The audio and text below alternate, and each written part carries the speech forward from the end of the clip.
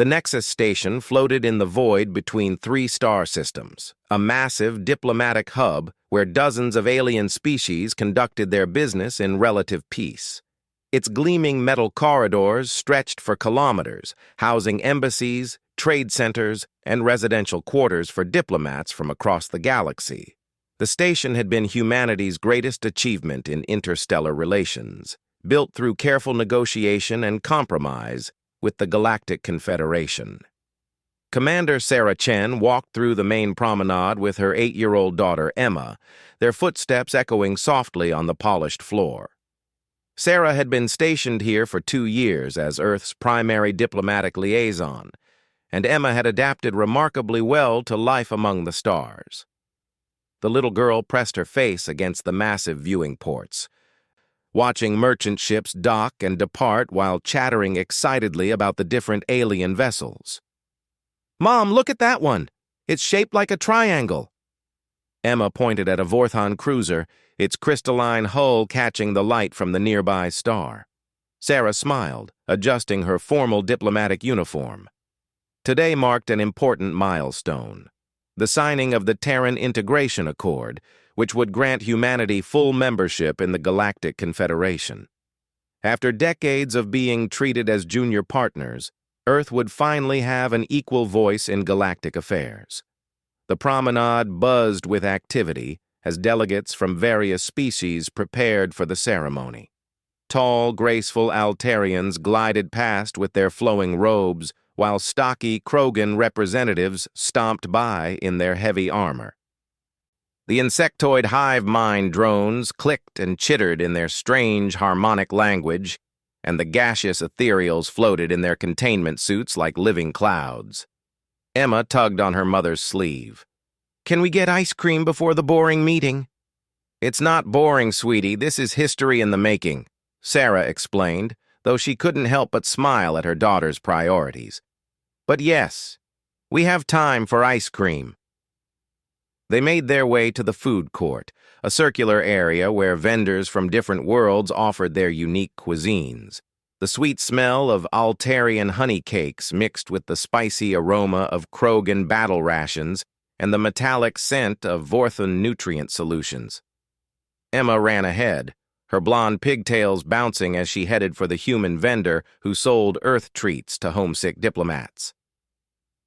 As they waited in line, Sarah noticed a commotion near the central fountain. A group of Zilithian officers stood in formation, their reptilian features stern and unmistakable. The Zilithians were known throughout the galaxy for their military prowess and rigid discipline, but also for their arrogance and barely concealed contempt for what they considered inferior species. Captain Vextar of the Zilithian Imperial Guard surveyed the crowd with cold, calculating eyes. His scaled skin had a greenish-purple hue, and his elongated skull bore the ceremonial scars of a veteran warrior. Like many of his kind, he believed the galaxy would be better off under Zilithian rule, and he viewed today's ceremony as a mistake that would only weaken the Confederation. Emma, ice cream in hand, skipped back toward her mother but took a wrong turn in her excitement. She found herself in the path of the Zilithian formation as they marched toward their embassy. The little girl looked up at the towering aliens with wide, curious eyes, completely unaware of the danger. "Excuse me, mister," Emma said politely, trying to step around Captain Vextar. "I need to get back to my mom." Vextar looked down at the small human child with disgust. In his mind, humans were soft, weak creatures who had no business walking among their betters. The sight of this tiny being daring to block his path filled him with contempt. "Move, inferior spawn," he growled in his harsh, guttural voice. Emma blinked, not understanding the alien words, but sensing the hostility in his tone. She took a small step back, ice cream still clutched in her tiny hands. "I'm sorry, I don't speak your language," she said sweetly. "My name is Emma. What's yours?" The innocent question enraged Vextar beyond reason. How dare this human child address him as an equal? How dare she speak to him without proper deference? In Zilithian culture, such disrespect demanded immediate correction. Without warning, Vextar's clawed hand shot out and struck Emma across the face with tremendous force. The blow sent the 8-year-old flying backward, her small body hitting the metal floor with a sickening thud. Her ice cream scattered across the deck as she lay motionless, blood trickling from her mouth. The entire promenade fell silent. Hundreds of beings from dozens of species stopped what they were doing and stared in shock at the unconscious human child. Even the normally chattering hive mind drones went quiet, their compound eyes fixed on the scene. Sarah's scream cut through the silence like a blade. She ran to her daughter's side, dropping to her knees and cradling Emma's limp form. "Emma! Emma, wake up! Someone help me! Medical team to the promenade now!" Dr. Kalin, a Altarian physician who had been nearby, rushed over and began scanning Emma with a medical tricorder. His usually calm demeanor cracked as he read the results. "Severe concussion, possible internal bleeding, fractured jaw. We need to get her to the medical bay immediately." As the medical team arrived and carefully lifted Emma onto a stretcher, Sarah turned her tear-filled eyes toward Captain Vextar. The Zilithian stood unmoved, his arms crossed as if nothing significant had happened. "You monster," Sarah whispered, her voice trembling with rage and grief. "She's just a child." Vextar's lip curled in a sneer. "Your offspring should learn proper respect when addressing her superiors. Perhaps this will teach both of you your place in the natural order." The crowd began to murmur and shift uneasily. Even species that had little love for humans found Vextar's actions disturbing. Striking down a defenseless child violated the most basic codes of civilized behavior that held the Confederation together. Ambassador Thorne, Earth's senior diplomatic representative, pushed through the crowd with several security officers. His face was pale with shock and fury. "Captain Vextar, you are under arrest for assault on a diplomatic dependent.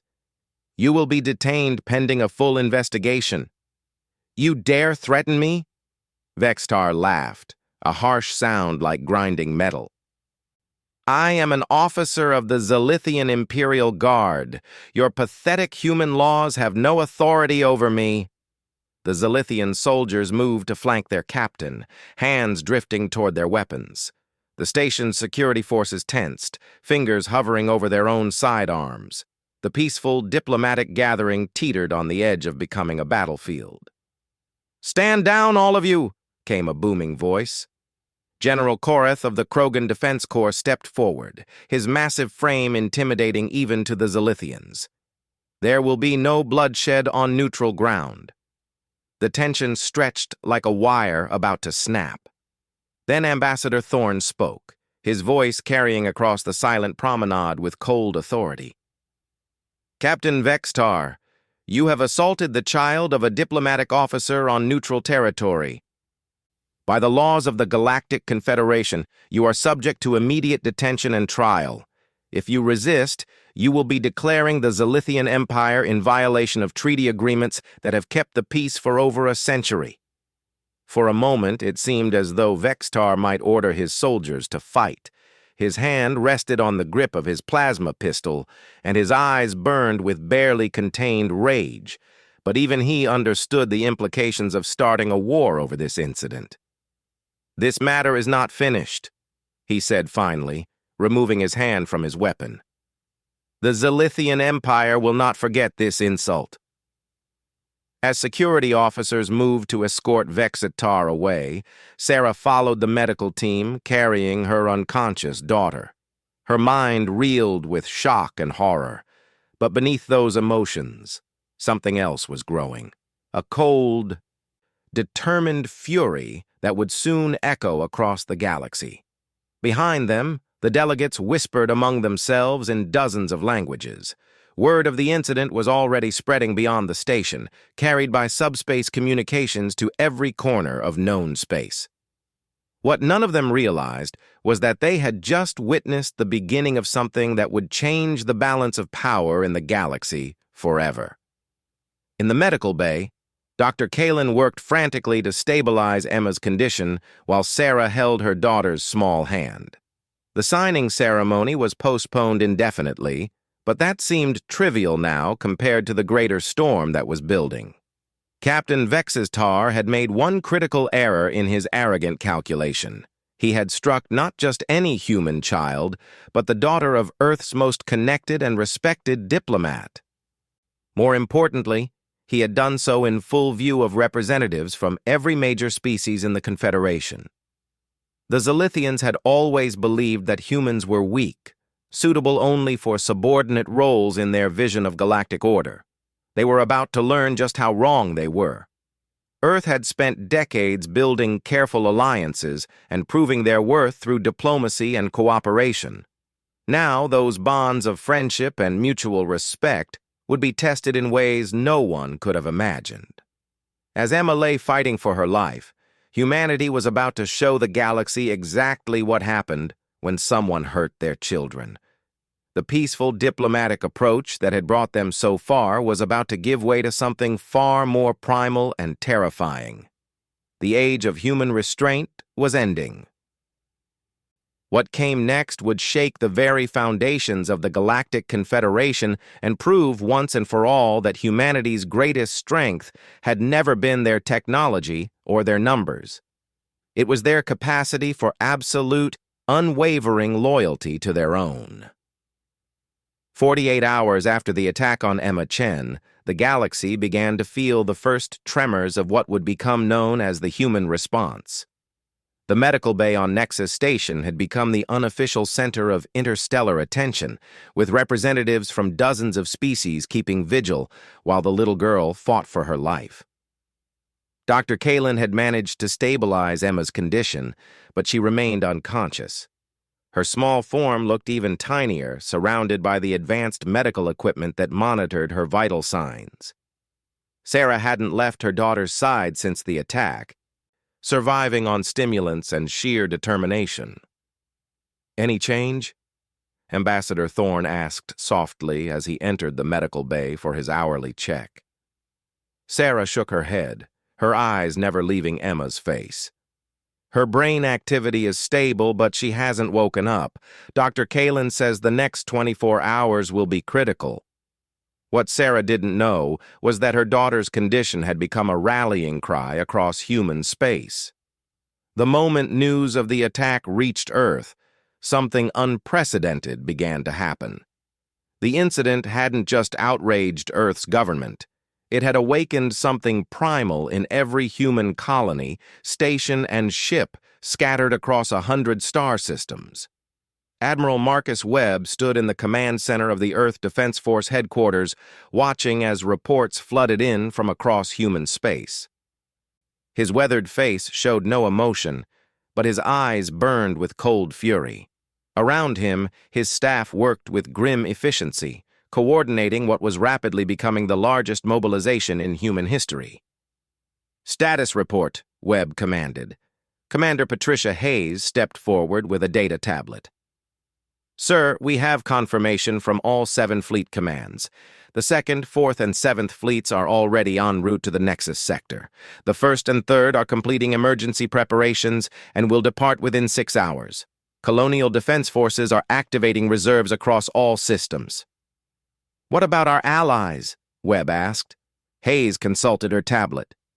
"The Altarians have pledged 3 battle groups. The Krogans are mobilizing their entire honor guard. Even the Ethereals have offered support, sir." "The response has been overwhelming." Webb nodded grimly. In over 30 years of military service, he had never seen anything like this. The attack on one human child had united not just humanity, but their closest allies in a way that decades of careful diplomacy had never achieved. Across the galaxy, the Confederation Council convened an emergency session. The Great Chamber on Concordia Prime filled with representatives as news of the mobilization reached every corner of known space. The atmosphere was tense, with many delegates struggling to understand the scale of humanity's response. Councillor Jakhtar of the Vorthan hegemony called the session to order with visible confusion. We are here to address the unusual reaction to the incident involving the human child. While the attack was regrettable, the human military mobilization seems disproportionate to the offense. A ripple of agreement came from several delegates, but others remained silent. The Altarian representative, Ambassador Lyrian, stood gracefully and spoke in her melodic voice. "Honored colleagues, I believe many of you fundamentally misunderstand what has occurred. This was not simply an attack on a child. In human culture, their young are sacred. To harm a human child is to declare war on all of humanity." Councillor Gorth of the Krogan Confederacy slammed his massive fist on his desk. "The Altarian speaks truth. Any species that cannot protect its young deserves extinction.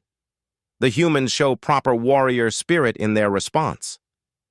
But the Zilithian delegate, Ambassador Crixon, remained defiant. "The humans overreact to proper discipline. The child showed disrespect and was corrected.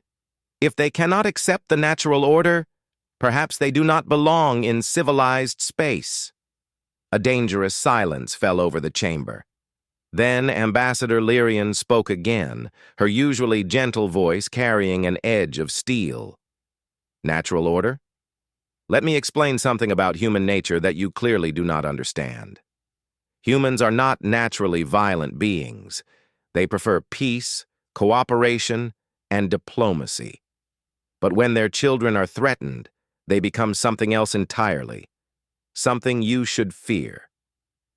Meanwhile, on Nexus Station, Captain Vexitar sat in his detention cell, completely unaware of the storm his actions had unleashed.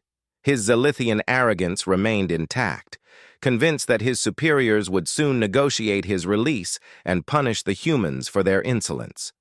He was wrong. The first sign came when Ambassador Thorne received a priority communication from Admiral Webb. The message was brief and to the point. "Diplomatic solutions have 12 hours.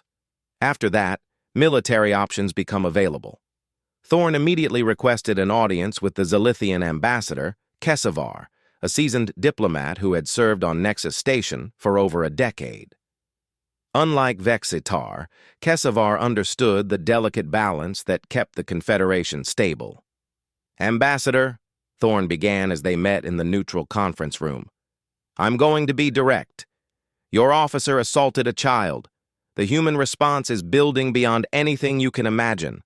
I need Captain Vexitar turned over to Confederation authorities for trial immediately." Kesavar's scaled features showed unusual concern. "Ambassador Thorne, while I personally find Captain Vexitar's actions regrettable, Zilithian military law prohibits surrendering our officers to alien justice systems. Surely we can find a compromise." "There is no compromise when it comes to our children," Thorne replied flatly. "Every moment that man remains under Zilithian protection, the situation escalates. You have 6 hours to reconsider." As word spread through the diplomatic community, other species began to take sides. The peaceful Altarians formally condemned the attack and pledged support to humanity. The warrior Krogans declared that Vexitar had violated every code of honorable combat by attacking a defenseless child. Even species with no particular love for humans found themselves disturbed by the Zilithian position. The Ethereals, ancient and wise, sent a delegation to speak with Ambassador Kesavar. Their spokesperson, a being of living gas contained within an elegant environmental suit, delivered their message in harmonics that translated to pure emotion. The child pain echoes across the quantum foam, the harmony disrupts, the Zilithians choose poorly, the human anger builds beyond calculation, wisdom suggests yielding, but Zilithian pride proved stronger than wisdom. Their high command issued a statement declaring that Captain Vexitar had acted within his authority and would be returned to Zilithian space for internal review. They characterized human outrage as weakness and suggested that humanity's emotional response proved their unfitness for Confederation membership. The statement was released at 1400 station time. By 1500, the first human warships began dropping out of hyperspace at the edge of the Nexus system. The UES Defiance, a massive dreadnought-class vessel, led the fleet. Its arrival sent shockwaves through the diplomatic community. Behind it came destroyers, cruisers, and support vessels in numbers not seen since the Krogan succession wars 50 years earlier. But the humans weren't alone. Altarian ships with their graceful curves and energy-based weapons joined the formation. Krogan battlecruisers, bristling with armor and plasma cannons, took positions alongside their human allies. Even the normally neutral Vorthan hegemony sent observers, their crystalline ships maintaining careful distance but clearly watching. Station Commander Quintal, a veteran Altarian officer who had run Nexus Station for 20 years, found himself in an impossible position. His station was neutral territory, but it was now the focal point of what could become the first major war the galaxy had seen in decades. He called an emergency meeting of all ambassadors, hoping to find some path to peace before the situation spiraled completely out of control. "Honored delegates," he began, his musical voice strained with tension, "we stand at the edge of catastrophe. The human fleet continues to grow, and intelligence reports suggest that Zilithian reinforcements are also en route. This station cannot become a battleground." Ambassador Kesevar maintained his rigid posture. "The humans are acting emotionally and irrationally. They will see reason when confronted with proper strength." "Will they?" asked Dr. Kalin, who had been permitted to attend as Emma's physician. "I have spent the last 3 days watching that child's mother.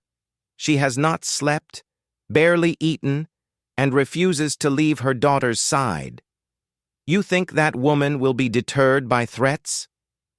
The doctor's words carried weight, because everyone knew that human grief had no rational limits. They had seen it in conflicts across the galaxy, where human soldiers would fight beyond all logic when their comrades fell. Ambassador Thorne checked his chronometer. "Ambassador Kesevar, you have 2 hours remaining in my government's deadline. I strongly urge you to reconsider." But Kesevar's response crushed any hope for peaceful resolution. "The Zilithian Empire does not negotiate under threat. Captain Vextar will return to our space as scheduled." As the delegates filed out of the meeting, the galaxy held its breath. In the medical bay, Emma Chen remained unconscious, unaware that her fight for life had become the spark that might ignite the stars themselves. The first phase of the human response was complete. Now came the part that would redefine galactic politics forever. The deadline expired at midnight, station time. At 0001, Admiral Webb's response was transmitted across all diplomatic channels in the Nexus system.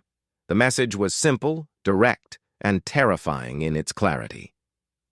"The Zilithian Empire has chosen to harbor a war criminal who attacked a human child. As of this moment, we consider Captain Vexitar a legitimate military target. Any vessel attempting to transport him from this system will be intercepted. This is humanity's final word." Ambassador Kesevar barely had time to process the message before his aide rushed into his quarters with urgent news.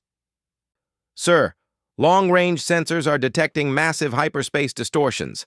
More ships are arriving." What emerged from hyperspace around Nexus Station wasn't just a fleet. It was the largest concentration of military power the galaxy had ever seen, assembled in peacetime. Human dreadnoughts formed the core, their angular hulls bristling with weapons that could crack planets. Altarian battlecruisers moved like flowing water, their energy shields creating aurora-like displays. Krogan warships advanced in perfect battle formations, their commanders eager to show support for their human allies. Even more shocking were the unexpected arrivals. The normally isolationist Cetian Collective had sent a full squadron. The mysterious Void Walkers, who rarely interacted with other species, had dispatched their haunting shadow ships. Species that had never shown interest in galactic politics suddenly appeared in support of humanity's cause. Station Commander Quintal watched the growing armada from his command center, his usually calm demeanor cracking under the pressure. "How many ships are out there now?" His tactical officer, a young Vorthon named Zirak, checked his displays with trembling hands. "Over 400 warships, sir, with more arriving every hour. The combined firepower could sterilize a dozen worlds." In the medical bay, Sarah Chen finally looked up from her daughter's bedside as Dr. Kalin approached with the latest readings. "The swelling in her brain is decreasing," he reported gently. "She's fighting, Sarah. She's going to make it." For the first time since the attack, Sarah allowed herself to feel hope. As if responding to her mother's emotions, Emma's small hand twitched slightly. Sarah gripped it carefully, whispering words of encouragement that seemed to carry across space itself. Unknown to those in the medical bay, that tiny movement had profound consequences. The moment Emma Chen began to recover, humanity's response shifted from defensive to something far more dangerous. The child was going to live, but the insult to human dignity demanded a reckoning that would echo across the stars. Ambassador Thorne received new instructions from Earth that made his blood run cold. The message was classified at the highest levels and signed by the President herself. "Michael, the girl will recover, but this cannot stand. The galaxy needs to understand that humanity's children are not to be touched. You have authorization for Omega Protocol. Show them what we're capable of." Omega Protocol. Thorne had heard whispers of it during his time in military intelligence, but he'd never believed the rumors. Now, faced with the sealed authorization codes, he realized that humanity had been preparing for this moment longer than anyone suspected. The first indication of what was coming arrived when Captain Helena Vasquez of the UES Retribution requested permission to dock at Nexus Station. Vasquez was a legend in human space, a veteran of the Outer Rim conflicts who had never lost a ship or failed a mission. Her presence meant that diplomacy had officially ended. "Permission granted, Captain," Station Commander Quintal replied, though his voice carried deep unease. Vasquez arrived with a full honor guard of human Marines, their black armor polished to a mirror shine. They marched through the station's corridors with mechanical precision, drawing stares from aliens who had never seen humans in full military regalia. The captain herself was a figure from nightmares, tall, lean, with scars across her face that told stories of battles in the dark between stars. Her cold blue eyes showed no mercy as she approached the Zilithian embassy with legal documents that would change everything. Ambassador Kesevar met her at the embassy entrance, flanked by his own security detail. "Captain Vasquez, this is sovereign Zilithian territory. You have no authority here." Vasquez held up a datapad displaying the official seal of the Galactic Confederation. "By authority of Emergency Resolution 2847, passed by unanimous vote 2 hours ago, this embassy is now under Confederation oversight pending resolution of war crimes charges against Captain Vextar. You will surrender the prisoner immediately." Kesevar's scaled features showed confusion. "Impossible. The Zilithian Empire holds veto power over all Confederation resolutions." "Your veto power was suspended when you harbored a war criminal," Vasquez replied with deadly calm. "The resolution was supported by 63 member species. Even your traditional allies voted against you." The truth was staggering. In less than 72 hours, humanity had convinced nearly every major species in the galaxy that the Zilithian position was untenable. Decades of careful alliance building, mutual trade agreements, and diplomatic favors had been called in all at once. The Altarians had used their influence with the peaceful species. The Krogans had convinced the warrior races. The Ethereals had swayed the ancient civilizations with their quantum philosophy about the sanctity of developing minds. Even the Vorthon, despite their usual neutrality, had voted to support the resolution. "This is an orchestrated attack on Zilithian sovereignty," Kesevar protested. "This is justice. Vasquez replied. "You have 10 minutes to comply." As word of the confrontation spread through the station, crowds gathered in the corridors. Representatives from dozens of species watched as the most powerful military force in galactic history demanded justice for one small human child. Captain Vexitar was brought from his cell, still defiant despite the changed circumstances. He sneered at Captain Vasquez as the transfer was completed. "You think this changes anything? The Zilithian Empire will not forget this humiliation." Vasquez studied him with the same expression she might give to something unpleasant on her boot. "Captain, you've made a fundamental error in judgment. You've assumed this is about politics or military strength. It's not. You hurt a child, and now you're going to face the consequences." But Vextar's arrogance remained intact. "One soft human spawn. You mobilize fleets for this weakness? That spawn is the daughter of one of our most respected diplomats. She's 8 years old. She was trying to be polite to you, and you nearly killed her for it." Vasquez stepped closer, her voice dropping to a whisper that somehow carried more menace than a shout. "Do you have any idea what you've unleashed?" As if in answer to her question, alerts began sounding throughout the station. Long-range sensors had detected something that made even experienced military officers stare in disbelief.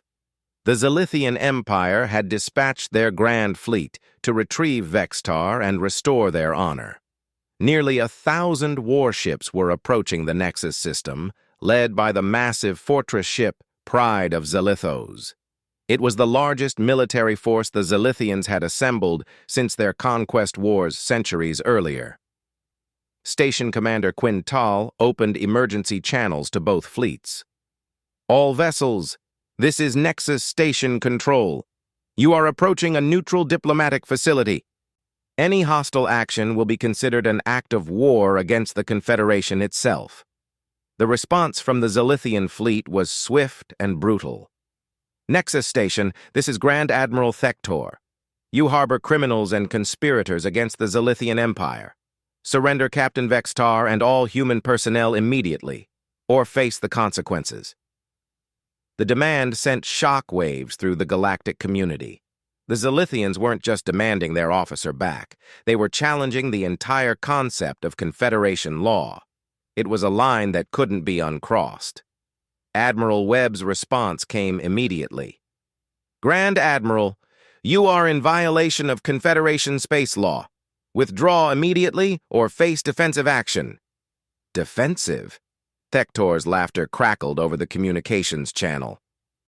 "You face the might of the Zilithian Grand Fleet with your pathetic alliance of weaklings. We will take what is ours and punish those who have dared to oppose us." In the medical bay, Emma Chen's eyes fluttered open for the first time since the attack. She looked around in confusion, her young mind struggling to process the medical equipment and the exhausted face of her mother. "Mommy?" she whispered, her voice barely audible. Sarah burst into tears, carefully gathering her daughter into her arms. "I'm here, baby. I'm right here."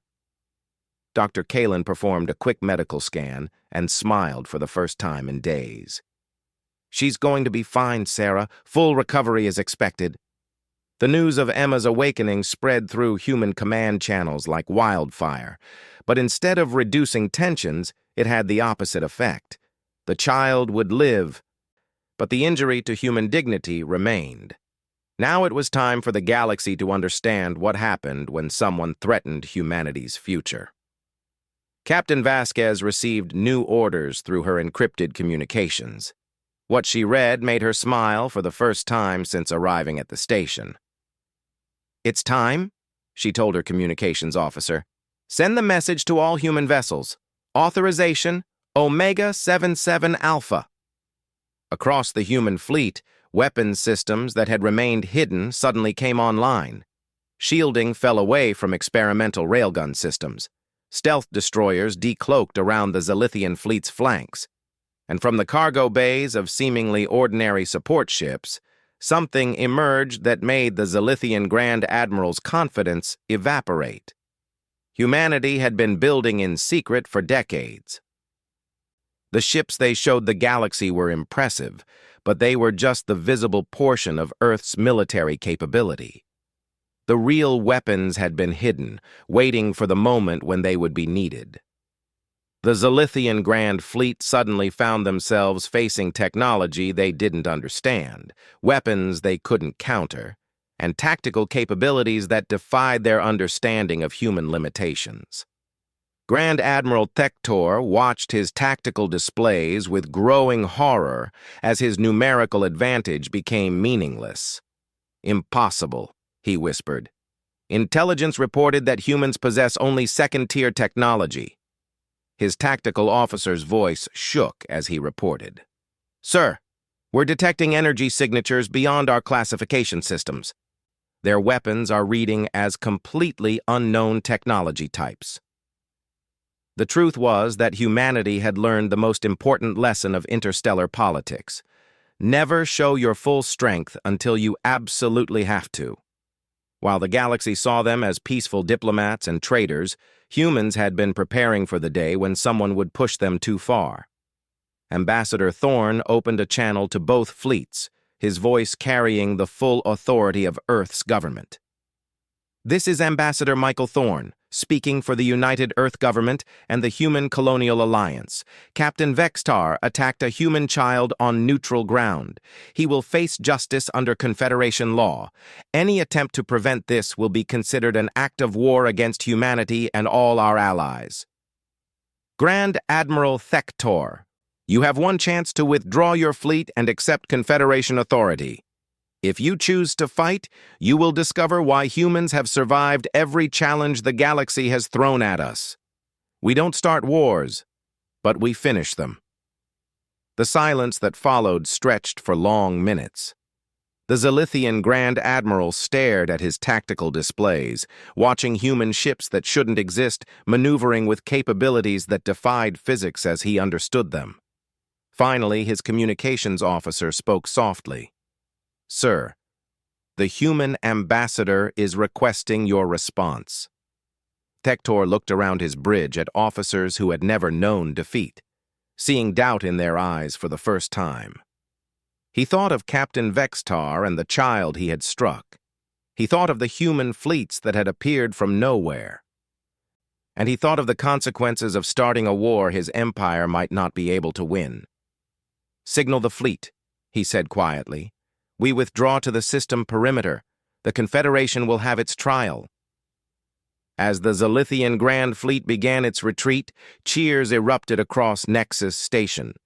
In the medical bay, Emma Chen slept peacefully in her mother's arms, unaware that she had become the catalyst for the greatest display of human unity and strength in galactic history.